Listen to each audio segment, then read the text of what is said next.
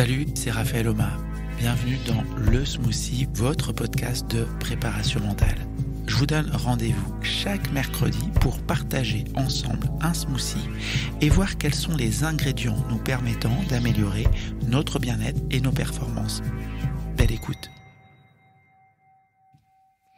Salut smoothers, salut smootheuses. Je suis super content de te retrouver aujourd'hui pour l'épisode 224 du smoothie.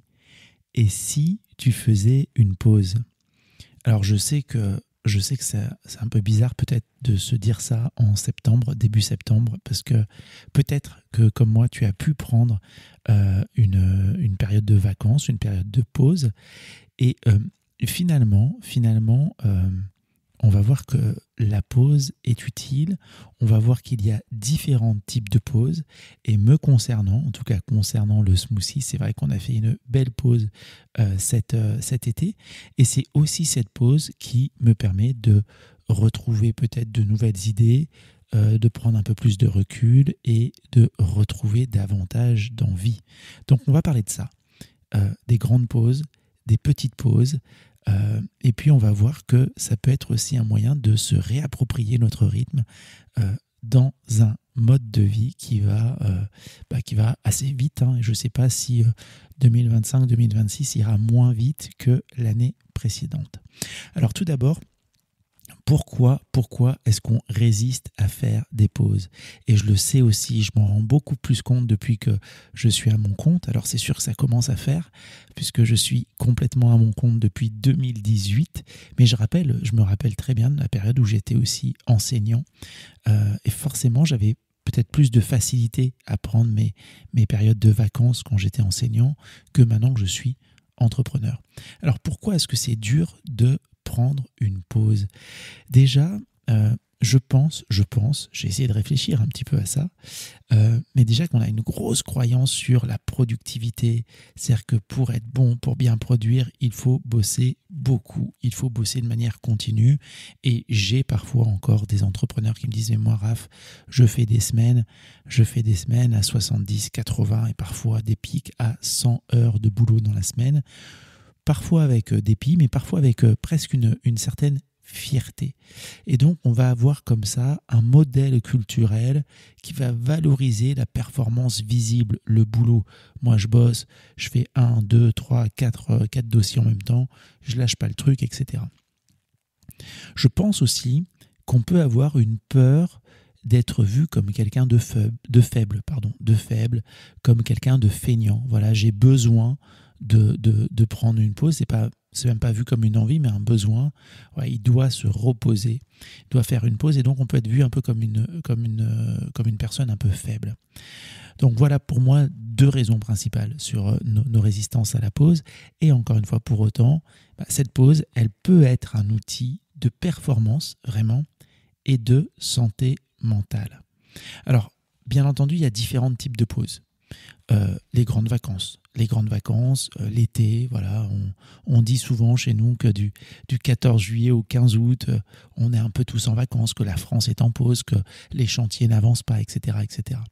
Donc les grandes vacances, les périodes d'hiver aussi, voire ce que je n'ai encore jamais essayé, mais peut-être que ça viendra, les congés sabbatiques. On a des pauses moyennes, le week-end, pour les personnes qui arrivent à prendre vraiment un week-end, se reposer peut-être le samedi dimanche, ou au moins le samedi après-midi dimanche, pour d'autres le dimanche lundi. Parfois c'est juste une journée, prendre une journée sans aucun rendez-vous. C'est déjà au moins une pause des rendez-vous, ce qui ne veut pas dire qu'on ne fait pas autre chose, mais c'est un moyen de mettre une partie peut-être de notre activité en pause. Moi, quand j'ai mis en pause le smoothie, alors j'ai pas regardé précisément, mais peut-être 5 ou 6 semaines, malheureusement, ou heureusement, je ne sais pas, mais en tout cas, je n'ai pas pris 5 ou 6 semaines de vacances. J'ai fait d'autres choses, j'ai des collaborations, préparé des formations, préparé des conférences. D'ailleurs, j'irai dans un petit mois faire une conférence à Rennes. Mais voilà, en tout cas, on va pouvoir comme ça mettre une partie de son activité en pause. On va avoir les micro-pauses dans la journée, 5 minutes de respiration. Voilà, faire ma cohérence cardiaque, parfois à midi à peu près, c'est une pause. C'est bien une pause dans ma journée. Faire 2 minutes de silence. 2 minutes où le téléphone est coupé, l'ordi est coupé et le son est coupé. Juste 2 minutes. Faire aussi une pause de sédentarité, c'est-à-dire sortir de son bureau, se lever, aller faire un tour, se promener, même 3 minutes.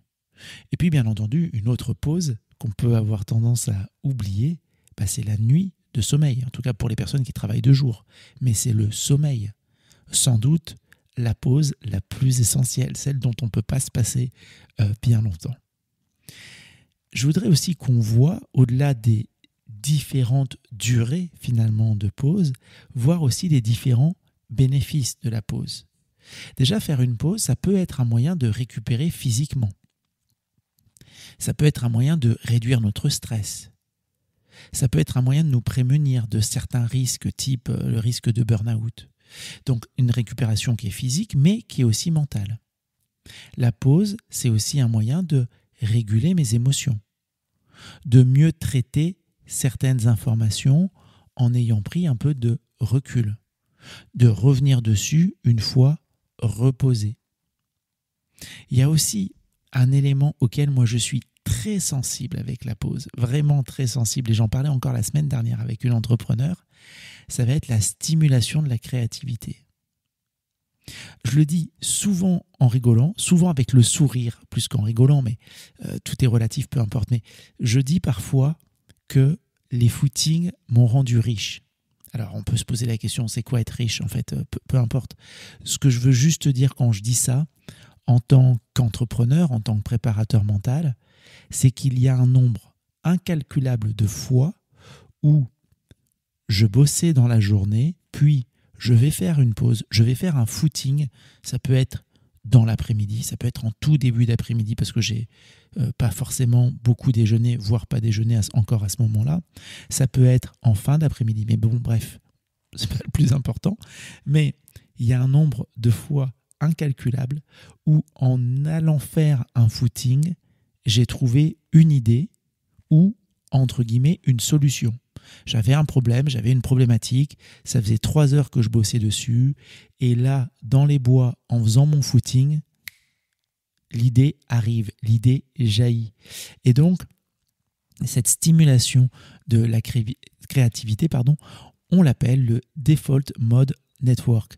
C'est un travail finalement de mode par défaut. Voilà, on se met un peu comme ça là, à réfléchir, notre cerveau se met à réfléchir par défaut parce qu'on est en train de faire autre chose. Et donc, ça va nous aider sur de l'introspection, ça va nous aider sur de l'imagination, ça va nous aider finalement à travailler autrement. Cette pause est utile. Et là, on retrouve, non pas tant sur la créativité, mais ce que je vois beaucoup dans le sport et finalement peu en entreprise ou dans la vie quotidienne, c'est que le repos fait partie du plan de match. Les sportives et les sportifs ont très bien compris l'importance du repos. Et le repos, il est planifié dans la semaine, il est planifié dans la journée. Un muscle ne peut pas se développer sans repos. Oui, je le sollicite beaucoup un moment, mais je le laisse aussi se reposer. Donc voilà, donc encore une fois, quand on est au repos, notre cerveau, lui, il ne dort pas, entre guillemets, il ne se repose pas. Il consolide, il connecte, il crée des liens, il explore et il trouve ainsi de nouvelles idées. Donc c'est vraiment hyper intéressant. Encore une fois, sur ce Default Mode Network, si ça t'intéresse, on a une très belle étude de 2020 qui montre vraiment que notre cerveau s'active encore davantage lors de marches lentes, lors de déplacements lents, favorisant la créativité. Et on voit aussi que le fait de marcher ou d'être en pleine nature ou avec une simple vue sur de la verdure améliore la concentration et notre capacité à résoudre des problèmes. Donc ça peut vraiment nous être utile. Et puis encore une fois, dans ces bénéfices, tu as cette pause de sédentarité, c'est-à-dire toutes les 30 à 60 minutes, juste prendre 2 à 3 minutes pour te déplacer un petit peu, faire bouger un peu ton corps, quelle que soit la manière dont tu décides de le faire bouger, mais le faire bouger un petit peu. Donc, je voudrais te proposer 5 idées. Allez, on va dire 4 idées. Sur une manière d'implémenter, de mettre en pratique maintenant, finalement, des idées de pause. Voilà, 4 idées, 4 actions là à mettre en place sur ta semaine pour vraiment tester les bénéfices des pauses. Alors, je te propose déjà d'avoir une vraie pause dans ta semaine. Alors, une vraie pause, on peut l'articuler un peu comme on veut. Soit tu dis vraiment, ce week-end, je ne travaille pas du tout. Alors, peut-être que tu as déjà l'habitude de le faire. Si c'est le cas, je vais te proposer de faire un week-end ou une journée dans ton week-end sans téléphone. Tu as déjà l'habitude de ne pas travailler une journée sans téléphone pour voir un peu cette pause, ou d'habitude tu travailles beaucoup le week-end. Essayons de ne pas travailler du tout le week-end ou une journée dans le week-end. Je te propose de planifier 3 pauses de sédentarité par jour. C'est-à-dire 3 pauses, habituellement peut-être tu ne le fais pas, mais où tu te dis, ok, là, toutes les heures et demie, disons pour l'instant, je mets mon timer. Quand le timer sonne, je sors de la pièce. Si jamais c'est possible, si c'est facile selon ton environnement que je ne connais pas, tu vas faire un tour dehors, tu prends un petit rayon de soleil dans le visage, ou peut-être que tu prends la brume et la pluie dans le visage, mais en tout cas, tu vas un tout petit coup dehors, faire un petit tour dehors. On peut essayer aussi une autre idée, on peut essayer une micro-sieste, on peut essayer la micro-sieste de 10 minutes, disons 10 minutes, et voilà, ça peut t'aider à réguler ton stress, à augmenter ta vigilance, à retrouver un peu de l'énergie. Puis la dernière pause que je te propose, c'est de te poser juste 5 minutes sans rien faire.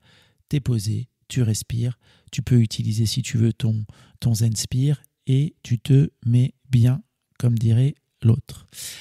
Enfin, vraiment, ce que je voudrais que tu retiennes de ce petit smoothie de rentrée après une belle pause, c'est que cette pause, c'est vraiment pas, encore une fois, de la procrastination, c'est pas de la faiblesse, c'est pas de la fainéantise, c'est choisir simplement de se ressourcer, de se régénérer, de prendre du recul, de reprendre de la clarté, de reprendre peut-être de l'ambition, de l'énergie, de l'envie, etc.